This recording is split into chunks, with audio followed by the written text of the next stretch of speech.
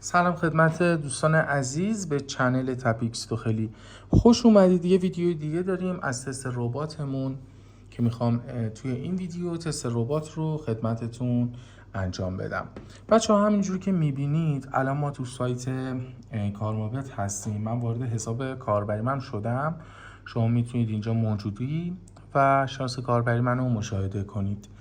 توی قسمت صفحه اصلی سایت میریم، وارد انفجار 1 میشیم. انفجار 2 هم ربات فعاله، ولی ما فقط الان وارد انفجار 1 میشیم.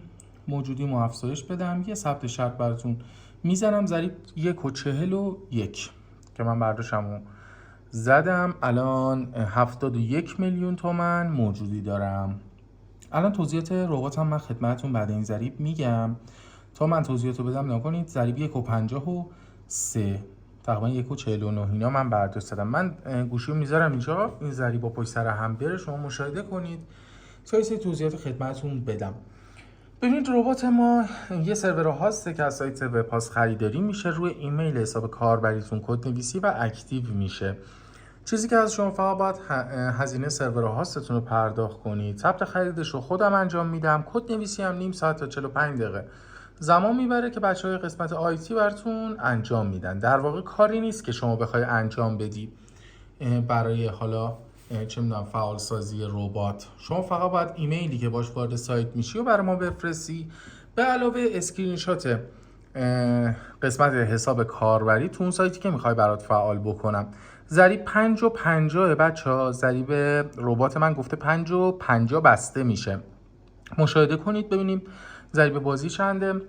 بچه‌ها قیمت سرور 50 تتره که خب ما الان تو تخفیفیم. شما خیلی پایین‌تر میتونید خریداری کنید و اینکه ثبت خریدتون رو بزنید. این هم قسمت چت سایته که حالا اینا دارن چت میکنن و این از این. تو تمامی سایت قابل اجرا تستش رو دارید مشاهده میکنید. انتخاب سایت هم با خودتونه. هر سایتی که خودتون بخواید ما براتون اکتیو میکنیم. از اون بابت هیچ مشکلی نداره. بچه برای توضیحات بیشتر شما کلمه ربات رو همینجا کامنت کنید. من میام براتون لینک پیوی تلگرام به علاوه لینک در واقع چنل تلگراممون رو براتون میذارم. شما توی پیوی تلگرام به من پیام بدید، من در خدمتتون هستم. اونجا کارتون رو پیگیری میکنم و تمامی سوالاتتون رو اونجا جواب میدم. ان شاءالله که موفق و سلامت باشید. تا ویدیوی بعد، خدا نگهدار.